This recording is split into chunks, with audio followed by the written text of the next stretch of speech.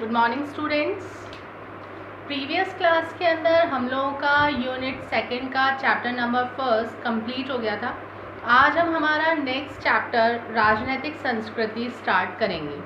देखिए, मैंने आपको पहले भी बताया था कि सोशियोलॉजी सब्जेक्ट जो हैं उनके कुछ टॉपिक्स जो हैं वो पॉलिटिकल साइंस के अंदर रखे गए हैं। इसका रीज़न है अंतः अनुशासनात्मक उपागम, जिसके अंतर्गत ये माना जाता है कि समाज विज्ञान के विषय जो हैं उनको एक साथ संबंधित करके पढ़ाया जाना चाहिए। तो इसी क्रम में जो सेकंड टॉपिक है वो राजनीतिक संस्कृति का है। देखिए, ये एक समाजशास्त्रीय अवधारणा है और राजनीतिक संस्कृति का जो निर्माण है वो किसी भी राजनीतिक व्यवस्था के जो सदस्य हैं उनकी उस राजनीतिक व्यवस्था के प्रति क्या अभिवृत्ति है, उसके प्रति उनका क्या विश्वास है, क्या प्रतिक्रियाएं हैं, क्या अपेक्षाएं हैं, उनसे होता है। अतः जो राजनीतिक संस्कृति होती है इसको सामान्य संस्कृति का ही एक भाग माना जाता है। राजनीतिक व्यवस्था में मनुष्य जो है उनके राजनीतिक व्यवहार का अध्ययन किया जाता है और राजनीतिक व्यवहार जो है वो गतिशील है, मतलब कि बदलता रहता है। अतः राजनीतिक संस्कृति जो है वो भी स्थिर नहीं है। क्यों? क्योंकि राजनीतिक व्यवहार का अध्ययन करती है और जब राजनीतिक व्यवहार परिवर्तनशील है तो राजनीतिक जो संस्कृति है वो भी स्थिर ना होकर के गतिशील होती है। इसके बाद में इसका अर्थ और परिभाषाएं हैं। देखो, राजनीतिक संस्कृति को आमंड जो है उन्होंने कार्य के प्रति अभिमुखीकरण कहा है, डेविड ईस्टन ने पर्यावरण, सिप्रो ने राजनीतिक शैली का नाम दिया है। राजनीतिक संस्कृति का प्रतिपादन करने वाले जो सर्वप्रथम विद्वान थे वो थे आमंड और पावेल। इनका नाम आपको ध्यान में रखना है। सबसे पहले आमंड व पावेल ने राजनीतिक संस्कृति के बारे में विचार व्यक्त किए थे और इनके अनुसार राजनीतिक संस्कृति किसी राजनीतिक व्यवस्था के सदस्यों की राजनीति के प्रति व्यक्तिगत अभिवृत्तियों और उन्मुखताओं की शैली है। तो ये परिभाषा जो है ये आपको ऐसे एज इट इज़ याद रखनी पड़ेगी। इसके बाद जो मेन टॉपिक आता है वो आता है राजनीतिक संस्कृति। राजनीतिक संस्कृति के निर्धारक तत्व, मतलब राजनीतिक संस्कृति का निर्धारण कौन कौन करता है। इसमें सबसे फर्स्ट जो है वो है इतिहास। देखिए, किसी भी व्यवस्था की राजनीतिक संस्कृति का जो निर्माण है और जो विकास है वो उस देश की ऐतिहासिक जो परंपराएं हैं उनसे और प्रचलित मूल्य जो हैं उनसे होता है। अगर अपन भारत की राजनीतिक संस्कृति की बात करते हैं तो ये संवैधानिक है, शांतिवादी है, लोकतांत्रिक है। वहीं अगर आप कुछ अन्य अविकसित देशों को देखोगे तो वहाँ की राजनीतिक संस्कृति हिंसक है, अलोकतांत्रिक है। इंग्लैंड की अगर अपन बात करें तो वहाँ की राजनीतिक संस्कृति, वहाँ पर जो राजनीतिक निरंतरता है उसका परिणाम रही है। अगर फ्रांस की देखेंगे तो वहाँ की संस्कृति फ्रांस की क्रांति का परिणाम है। तो कहने का मतलब ये है, जैसी जिस देश की ऐतिहासिक परंपराएं होंगी, जैसा वहाँ का प्रचलित मूल्य होगा, वैसी ही उस देश की राजनीतिक संस्कृति होगी। नेक्स्ट जो है वो है धार्मिक विश्वास। धार्मिक विश्वास, देखो, धर्म जो है वो राजनीतिक संस्कृति के निर्माण में बहुत महत्वपूर्ण भूमिका निभाता है। कई बार समाज में जो राजनीतिक व्यवस्थाएं होती हैं या संस्थाएं जो हैं वो किस प्रकार की होंगी, इसका निर्धारण जो है वो भी धर्म के माध्यम से ही किया जाता है। ठीक है। नेक्स्ट है भौगोलिक परिस्थितियां। भौगोलिक परिस्थितियां,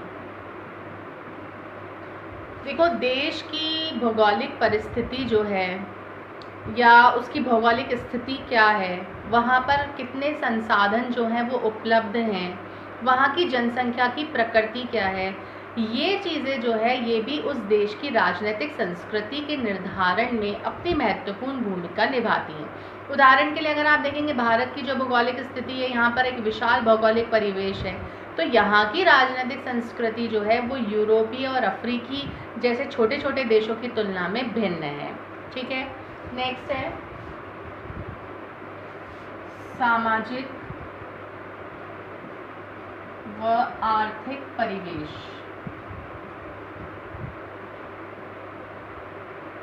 इसमें क्या है, देश का सामाजिक, धार्मिक, जातिगत विभिन्नताएं, औद्योगिकरण, रूढ़िवादिता आदि से भी राजनीतिक संस्कृति का निर्धारण होता है।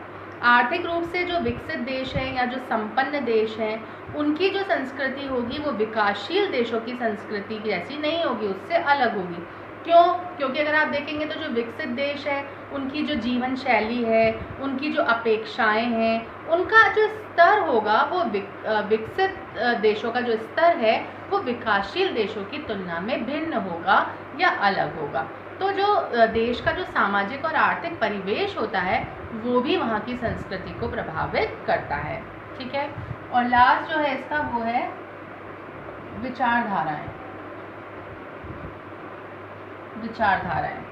देखो, विचारधाराएं जो होती हैं उनका भी राजनीतिक संस्कृति पर प्रभाव पड़ता है। अब जैसे उदारवादी विचारधारा है, मार्क्सवादी विचारधारा है, पूंजीवादी विचारधारा है, इनके अपने अपने वैश्विक दृष्टिकोण के आधार पर राजनीतिक संस्कृति के विकास में अपनी भूमिका निभाई है। सारी व्यवस्थाएं अलग अलग हैं और इनके अकॉर्डिंग राजनीतिक संस्कृति का विकास हुआ है। ठीक है, इसके अलावा वैज्ञानिक और तकनीकी प्रगति, अगर किसी देश में वैज्ञानिक और तकनीकी प्रगति अधिक है या फिर वहाँ पर मीडिया को या प्रेस को बहुत अधिक स्वतंत्रता है या वहाँ के लोग जो है वो शिक्षा के क्षेत्र में बहुत आगे हैं, तो ये सारी चीज़ें अगर होंगी तो वहाँ की राजनीतिक संस्कृति का निर्धारण अलग प्रकार से होगा। और अगर किसी देश में शिक्षा का स्तर वगैरह नीचे है, विज्ञान और तकनीकी की इतनी उन्नति नहीं हुई है, तो वहाँ की राजनीतिक संस्कृति जो है वो थोड़ी पिछड़ी भी होगी। तो ये सारे जो तत्व हैं ये हमारी संस्कृति जो है, हमारी राजनीतिक संस्कृति जो है उसका निर्धारण करते हैं। अब जो नेक्स्ट टॉपिक आता है आपका वो आता है राजनीतिक संस्कृति की विशेषताएं क्या क्या है। अब देखिए, इसकी जो सबसे फर्स्ट विशेषता आती है वो आती है समन्वयकारी स्वरूप। ये इसकी विशेषताएं हैं। समन्वयकारी स्वरूप, राजनीतिक संस्कृति ने अनेक जीवन मूल्य आते हैं। उसमें नवीन मूल्य भी हैं, कुछ प्राचीन मूल्य भी हैं। अब आप देखोगे नवीन मूल्यों में और प्राचीन मूल्यों में हमेशा संघर्ष चलता रहता है। तो राजनीतिक संस्कृति की ये विशेषता होती है कि वो पुराने और नए मूल्यों के मध्य में एक समन्वय स्थापित करने का कार्य करती है। ठीक है, फिर नैतिक मूल्यों के प्रति समर्पण। नैतिक मूल्यों के प्रति समर्पण, इसमें क्या है, राजनीतिक संस्कृति में नैतिक मूल्यों के समर्थन की आवश्यकता होती है। नैतिक मूल्यों की स्थापना में कभी समाज का धार्मिक स्वरूप सहयोग देता है तो कभी सत्ता जो है वो अपना योगदान देती है। ठीक है, तीसरा है अमूर्त स्वरूप। अमूर्त स्वरूप, जब जनता राज्य के प्रति अपना विद्रोह या अपना आक्रोश जाहिर करती है, मान लीजिए किसी कानून या कार्य के फलस्वरूप जनता को कोई विद्रोह कर रही है या कोई आक्रोश पैदा कर रही है, तब आप जनता की मानसिक स्थिति को नहीं भांप सकते। क्यों? क्योंकि जनता के मनोविज्ञान में विचार अमूर्त रूप से चलते रहते हैं और ये जो अमूर्त विचार होते हैं यही राजनीतिक संस्कृति को प्रभावित करते हैं। जैसे कि कई बार आप देखोगे कि कुछ पुराने मूल्यों के अंदर परिवर्तन हुआ या कुछ नई व्यवस्थाएं आई, तो उसका रीज़न ये होता है कि जनता किसको लाना चाहती है, किसको हटाना चाहती है, उनकी मानसिक स्थिति को नहीं पहचाना जा सकता है। विचार कैसे होते हैं? अमूर्त होते हैं, दिखाई नहीं देते हैं हमको। ठीक है, और लास्ट है गतिशीलता।